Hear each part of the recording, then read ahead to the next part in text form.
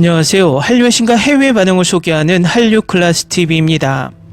오늘은 파면 팔수록 가관 한두 동궁 중국 문화 표절 의혹의 한중 네티즌 설전 폭발이란 제목의 중국 언론의 기사와 이 기사에 달린 중국 네티즌 반응과 상반되는 중국 반응까지 살펴보겠습니다. 지난번 중국 언론에서 동궁이 중국 문화를 훔쳐갔다는 기사가 올라와 소개시켜 드렸는데 또 비슷한 기사가 있어서 살펴보니 더 과간입니다. 지난번 기사는 동궁 드라마 속 한자를 사용했다는 것이 중국 문화를 베꼈다는 유치하고 억지스러운 주장이었다면 이번 주장은 동궁 드라마 속 건축, 의상, 무속문화 등 모든 걸 베꼈다는 주장입니다. 일단 기사를 보기 전에 상식적인 이야기를 먼저 해보면 중국은 이 드라마를 정식적으로 볼 수 없습니다. 그런데 우리 드라마를 불법 시청하면서 드라마 속 문제를 언급하는 자체가 자신들이 불법 시청하고 있다는 것을 중국 언론 자체가 공식적으로 인정하는 코미디입니다. 이 기사에서는 이 부분을 절대 다루지 않습니다. 국경을 맞대고 있는 나라들은 생활 양식과 문화가 닮아 있는 것은 당연합니다. 그래서 동아시아 한중일 삼국은 과거 한자 문화를 공유했고 서로 교류와 침략이 반복되면서 문화가 섞이지 않는 것이 더 비정상입니다. 이 기초적인 역사 교육을 중국은 가르치지 않고 중국인들을 역사에 무지한 사람들로 만들고 있는 것 같습니다. 지난번 영상에서 말씀드렸지만 중국인들은 10년 전만 해도 한국의 사극에 빠져서 허우적거리며 절대 한국 사극을 보면서 중국풍이란 소리, 한푸 이야기를 거론한 적이 없습니다. 결국 이 논란을 일으키는 이유는 단순합니다. 두 가지 이유인데 첫 번째는 동북공정의 일환으로 과거 고구려와 발해를 중국의 역사로 만들기 위한 밑밥을 계속 깔고 있다는 것입니다. 중국 역사에서 가장 치욕적인 역사를 꼽자면 한반도 고구려의 융성기였을 것입니다. 결국 이 치욕의 역사를 중국의 역사로 포함함으로써 중국 내에서 일어난 내전 정도로 만들고 싶어하고 또 하나는 향후 통일한국이 되면 북쪽에 붙어있는 연변자치주가 통일한국에 예속될까 노심초사하기 때문입니다. 결국 중국 더우반에는 우리나라 고구려 배경의 영화 드라마의 평점 스레드가 올라오면 바로 삭제됩니다. 중국은 역사적으로 볼 때 지금 공산국가의 주축인 한족이 중국 전국을 지배한 역사는 5,000년 역사 중 많이 잡아 몇백 년에 불과합니다. 대부분 식민 지배를 받은 치욕의 역사가 많습니다. 그 열등감이 한반도를 자칭 지배했다고 우기고 있는 명나라 시대를 엄청나게 띄우고 싶어하고 있다는 것입니다. 중요한 것은 중국의 역사 중 한반도를 단 한 번도 지구상 중국으로 표기한 적이 없다는 것입니다. 중국이 이야기하는 역사는 지금 전 세계가 미국의 막강한 군사력과 경제력으로 압박하고 있는 상황을 전 세계가 미국의 속국이라고 주장하는 것과 같습니다. 재미있는 것은 사실상 문화적으로 한류에 지배당하면서 지배당하는 중국이 역으로 한국이 중국 문화에 지배당하고 있다는 유치원 수준의 이야기를 진지하게 하고 있다는 것입니다. 지금 도대체 어떤 중국 드라마가 전 세계에서 인기가 있으며 어떤 중국의 C팝이 전 세계에서 인기가 있으며 어떤 중국 영화가 세계적 권위 있는 영화제에서 상을 타고 있을까요? 문화란 물과 공기와 같아서 위에서 아래로 뜨거운 곳에서 차가운 곳으로 흐르게 됩니다. 지금 중국이 한국이 중국 문화를 표절했다는 이야기는 문화가 아래에서 위로 흐르고 공기가 차가운 곳에서 뜨거운 곳으로 흐른다고 주장하는 것과 같습니다. 또 한 가지 이 기사의 댓글에 또 9면류관, 12면류관 이야기를 거론하는데 우리나라 일부 과도하게 반중성서를 이용해서 또 정치적인 이유로 우리나라 사극만 나오면 현대 환타지나 가상의 드라마에까지 중국풍을 거론하며 이슈몰이를 하는 부류들이 있습니다. 이들은 앞에서는 애국자 코스프레를 하면서 뒤로는 중국인들이 중국풍 논란을 일으킬 소스를 스스로 제공하고 있다는 것입니다. 제가 이런 주장을 하는 중국인들에게 하고 싶은 요점은 불법 시청하며 열등감에 빠져 유치원생만도 못한 역사 지식으로 표현의 자유도 보장되지 않아 오컬트 드라마조차 만들지 못하면서 정신승리는 그만하라는 것입니다. 본인들이 이런 말을 할 자격은 이 드라마를 정식으로 돈을 주고 구매해서 보면서 또 이런 세계적인 극찬을 받는 드라마를 제작한 후에나 할 수 있다는 것입니다. 각설하고 일단 동궁 중국풍 논란을 다루고 있는 중국 기사를 살펴보겠습니다. 요즘 넷플릭스에서 가장 핫한 한드 동궁이 오픈되자마자 한중 인터넷 커뮤니티가 발칵 뒤집히며 역대급 논란이 터졌습니다. 갈등의 핵심은 극 중 등장하는 방대한 의상과 소품, 민속 설정, 그리고 시각 미학을 둘러싸고 전개됩니다. 한국 누리꾼들은 국중 모든 디자인이 조선의 전통 문화라고 강하게 주장하는 반면 수많은 중국 관객들은 드라마 곳곳의 핵심 요소들이 중화 고전 문화에서 비롯된 것이라고 지적했습니다. 이로써 동양 전통 미학의 정통성을 둘러싼 한판 설전이 본격적으로 폭발했습니다. 드라마가 방영된 지 얼마 되지 않아 해외 소셜미디어 플랫폼에서 한 한국 누리꾼이 공개적으로 목소리를 내면서 1차 여론 충돌이 촉발되었습니다. 이 누리꾼은 동궁의 의상과 궁궐 배경이 순수한 한국의 전통 스타일을 완벽하게 재현한 것이라고 주장했습니다. 그는 온라인상에서 수많은 시청자가 드라마 영상미를 두고 중국풍이라고 평가하는 것에 대해 강한 불만을 표시했습니다. 심지어 국중 왕이 사용하는 붉은 발마저 중국식 요소로 분류되는 상황에 불쾌감을 드러냈습니다. 그의 관점에서 볼 때 드라마 속 한국 전통 고유의 요소를 마음대로 중국풍이라며 낙인 찍는 것은 한반도의 역사에 대한 무지와 이해 부족에서 비롯된 행동이라는 지적입니다. 이러한 발언이 알려지자 중국 누리꾼들은 즉각 격앙된 반응을 보였습니다. 중국 누리꾼들의 조목조목 반박, 드라마 속 곳곳이 중국 전통 고전 요소. 수많은 중국 시청자가 드라마를 N차 관람하며 중국 정통 문화와 완벽하게 일치하는 디자인 요소를 대거 정리해 공유하기 시작했습니다. 이들이 제시한 증거는 건축, 민속, 복식, 공포 연출 등 크게 4가지 영역에 걸쳐 있습니다. 첫 번째, 건축 및 세트. 중국 고건축과 흡사한 궁궐 양식극 중 동궁 궁궐은 붉은 벽 구조와 구불구불하게 이어진 회랑을 채택했으며, 두 번째, 테마 민속. 국중 주술 개념 전반이 중국 도교 풍속에서 유래, 해당 드라마의 핵심 테마 설정은 중국 민간 신앙의 구열 체계를 대고 차용하고 있다고 주장합니다. 세 번째, 복식과 문양, 교룡, 넓은 소매, 그리고 중국 전통 문양의 차용, 국중 왕실과 관료들의 의상을 둘러싼 논란이 특히 거세게 일고 있습니다. 네 번째, 공포 분위기, 전형적인 중식 잔혹미학의 시각적 기호, 깊은 궁궐 속 원원이라는 기본 스토리라인 외에도 화면 곳곳에 어스름한 붉은 등롱, 영혼과 통하는 구리거울, 자수노인 홀례복, 어두운 궁궐 회랑 등 중식 공포의 상징적인 시각 요소들이 대거 활용되었다 주장합니다. 표절 빼박 증거, 제작진의 중국인 스태프 참여 사실이 드러나 논란이 걷잡을 수 없이 확산되는 가운데 과거 소셜미디어에 올라왔던 게시글 하나가 누리꾼들에 의해 재조명되면서, 이에 수많은 중국 누리꾼들은 중국 전통미학의 정통한 창작자가 제작에 참여했기 때문에 드라마 화면에 짙은 동양 고전풍의 영상미가 담길 수 있었던 것이라고 추측하고 있습니다. 그럼에도 불구하고 한국 측이 향후 홍보나 여론 대응 과정에서 문화적 뿌리를 지워버린 채 이 모든 시각적 성과를 순전한 한국 고유의 독창적 문화로 포장하려 했다고 지적합니다.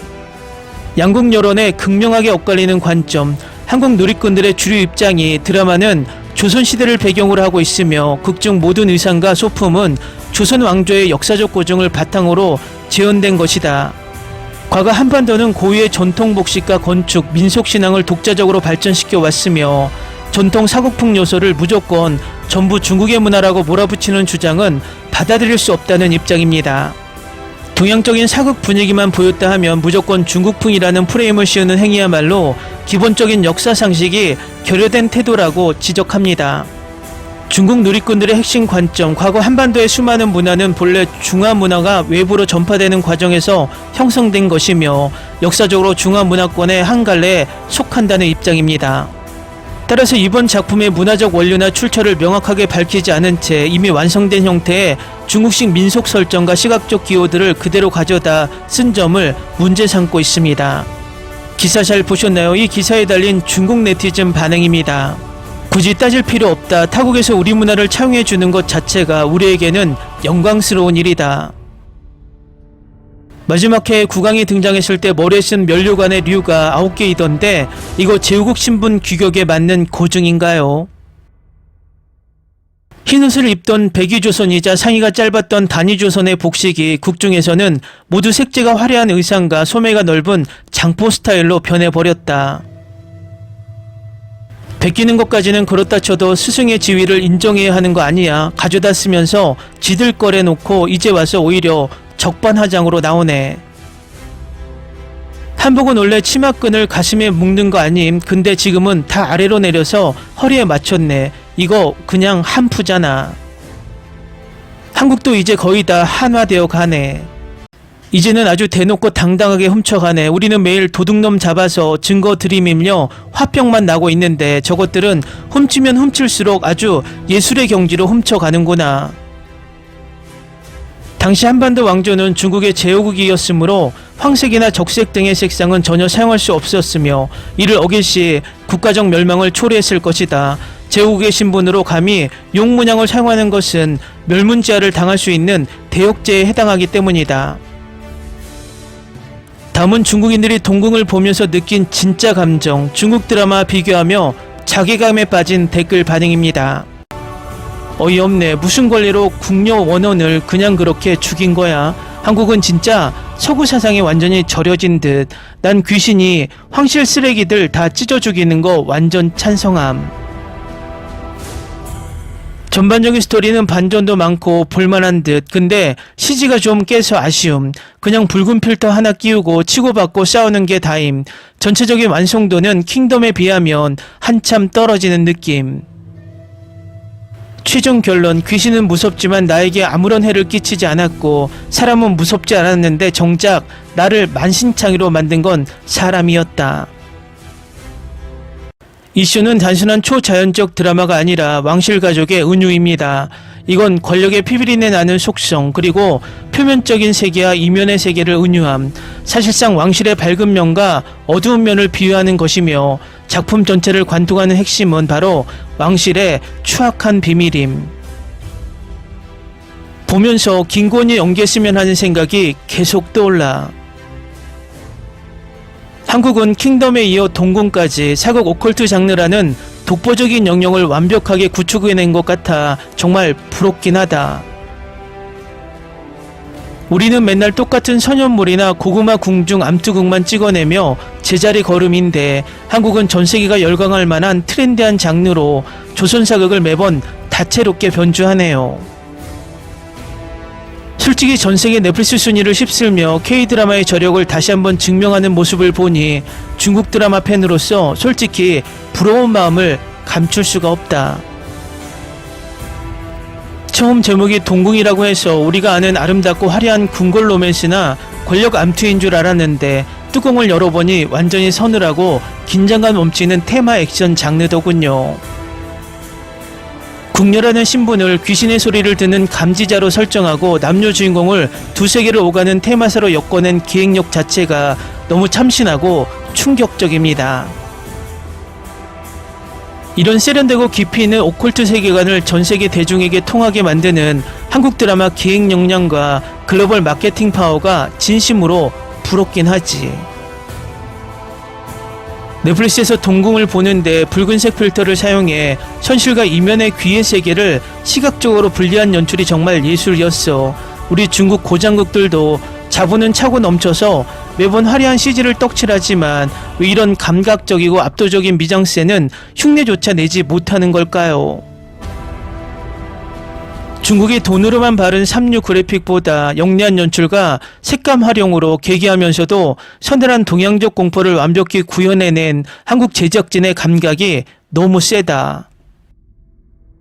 나는 무엇보다 중국 배우들과 비교되는 게 한국 드라마는 남주혁, 조승우 같은 톱 배우들이 연기 변신을 두려워하지 않고 이런 파격적인 크리처 장르물에 거침없이 뛰어든다는 게 참 대단하다고 생각해.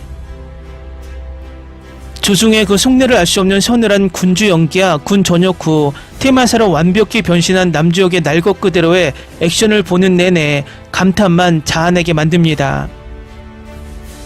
그러게요. 정작 중국의 탑스타들은 이미지 망가질까봐 맨날 하얗고 뽀얀 필터 속에서 로맨스만 찍고 있으니 배우들의 스펙트럼 차이에서도 부러움을 느끼게 만드네요.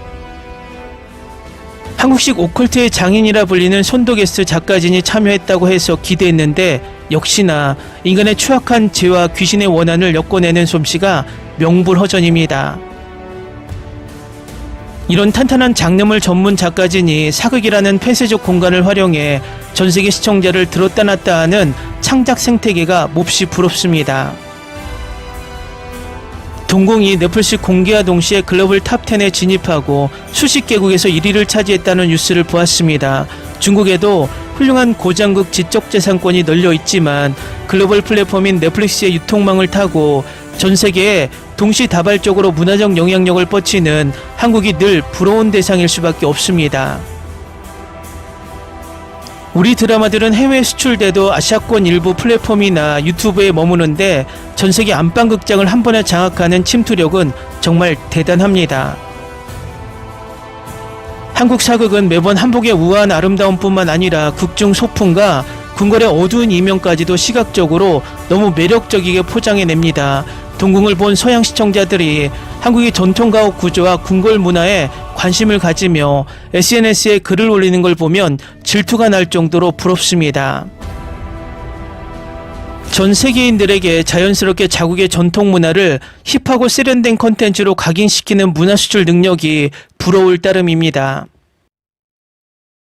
가장 부러운 점은 한국 제작진이 귀신, 저주, 왕실의 타락 같은 자극적인 오컬트 소재를 아무런 제약 없이 자유롭게 표현할 수 있다는 점입니다. 중국이었다면 귀신이나 미신은 광학적으로 존재할 수 없다는 광전 총국의 검열에 걸려 애초에 대본 단계에서 반려됩니다. 그래서 중국 드라마는 결말에 가서 환각이었다고 얼버무렸을 겁니다. 창작자가 상상력을 온전히 발휘해 피와 저주가 도사리는 공포의 무대를 완성할 수 있는 자유로운 제작 환경이 진심으로 부럽습니다. 드라마 도입부에서 오직 죽은 자만이 왕국을 떠날 수 있다는 대사와 함께 세자들이 잔인하게 의문사하는 연출을 보고 정말 숨이 멈추는 줄 알았습니다. 우리나라에서는 군주제의 어두운 면을 이렇게 대놓고 비판하거나 역사적 공간을 잔혹한 유혈사태의 무대로 쓰는 것 자체가 사상검열의 대상입니다. 권력의 추악한 이면을 은유와 상징을 통해 날카롭게 꼬집는 웰메이드 장르물을 아무 눈치 안 보고 만들 수 있는 한국의 환경이 너무 부럽네요. 중국 드라마 시장은 역사 왜곡이나 사상 통제라는 잣대로 창작자들의 손발을 꽁꽁 묶어두니 매번 양산형 고장극만 나올 수밖에 없는 구조죠. 세계 시장을 타깃으로 창작의 한계를 매번 깨부수는 한국 드라마들의 과감한 시도가 부럽고 우리 현실은 안타깝습니다. 우리는 심의 기준이 하도 까다로워서 귀신의 외형이나 유혈 묘사도 전부 모자이크로 하거나 가이드라인에 맞춰 순화시켜야 하니 몰입도가 확 떨어지죠. 한국은 정부나 플랫폼이 창작자들의 발목을 잡는 게 아니라 오히려 글로벌 무대로 나아갈 수 있도록 전폭적으로 판을 깔아준다는 느낌을 받습니다. 동궁처럼 완성도 높은 한국형 장르물이 나올 수 있는 건 표현의 개방성과 유연한 문화적 토양이 뒷받침되기 때문이겠죠. 재능 있는 중국의 제작진들이 검열을 두려워해 안전한 로맨스 뒤로 숨지 않아도 되는 날이 올지 한국을 보며 부러움과 자괴감만 듭니다. 한국의 전 세계적인 성공 소식을 들을 때마다 기쁘면서도 우리 콘텐츠 시장의 폐쇄성 때문에 가슴 한구석이 씁쓸해집니다. 우리는 넷플릭스를 정상적인 방법으로 보지도 못하는데 한국은 글로벌 플랫폼과 손잡고 매번 문화적 전성기를 갱신하고 있으니까요. 전세계 시청자들과 실시간으로 소통하며 문화 트렌드를 선도하는 한국 콘텐츠 시장의 역동성이 진심으로 부럽습니다. 귀신보다 더 무서운 것은 살아있는 사람의 비밀과 욕망이다라는 주제의식이 드라마 전체를 관통하는 정교함에 감탄했습니다. 단순히 칼로 귀신을 베는 1차원적인 테마 액션을 넘어 대비와 왕의 대립 등 전체적 인간군상의 추악함을 복합적으로 녹여냈어요. 장르물의 껍데기를 쓰고 깊이 있는 인간주의나 정치 스릴러를 능숙하게 배합하는 한국 드라마의 깊이 있는 각본력이 대단합니다. 한국은 오징어 게임이나 중증 외상센터 같은 현대물뿐만 아니라 이제는 사극 장르까지 완벽하게 글로벌 규격으로 포맷화하는 데 성공했는데 어떤 소재를 가져와도 한국형이라는 독창적인 색깔을 입혀 전세계 전 연령층이 즐길 수 있는 세련된 상품으로 만들어냅니다. 우리는 거대한 자국 시장에만 안주해 양산형 불량 콘텐츠만 찍어내고 있을 때 끊임없이 세계를 향해 도전하는 K-드라마의 저력이 부럽습니다. 넷플릭스 동궁의 예고편이 떴을 때부터 전세계 네티즌들이 댓글창에서 환호하며 기대작으로 꼽는 걸 보고 문화적 힘의 차이를 실감했습니다. 이제는 한국이 만든 사극 장르물이라는 타이틀 하나만으로도 전세계 시청자들이 덮어놓고 신뢰하며 시청하는 수준에 이른 것 같아요. 국가 브랜드 자체가 하나의 거대한 보증수표가 되어 글로벌 흥행을 견인하는 구조가 콘텐츠 제작자 입장에서는 얼마나 부러울지 상상도 안 갑니다.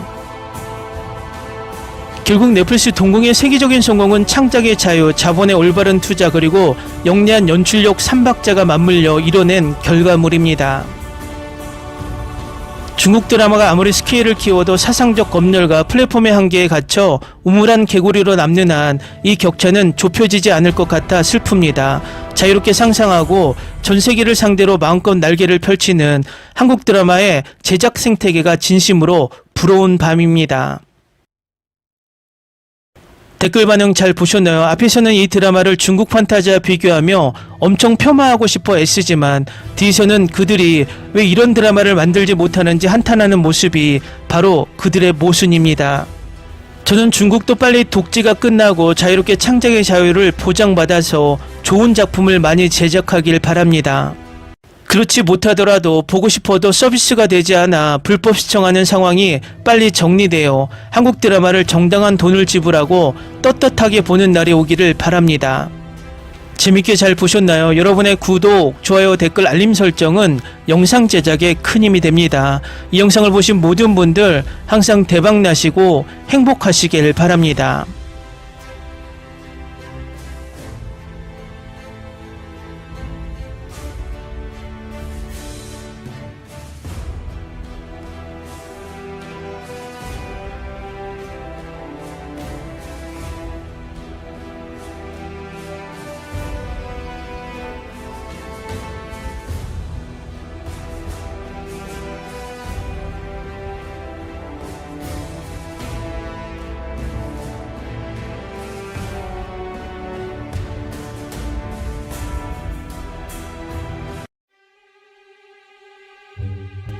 Ni se te ocurra. Olvida el ganso y los tomates. No hables de las ballenas. No es un acuario. No actúes como tonta. Sé que eras una genio. ¿Sí? No vayas a presumir, a la gente no le gusta eso. Y no digas cosas sin sentido. Y bueno, ¿terminamos? Hasta pronto. Abogada, tengo mucha curiosidad por conocerla.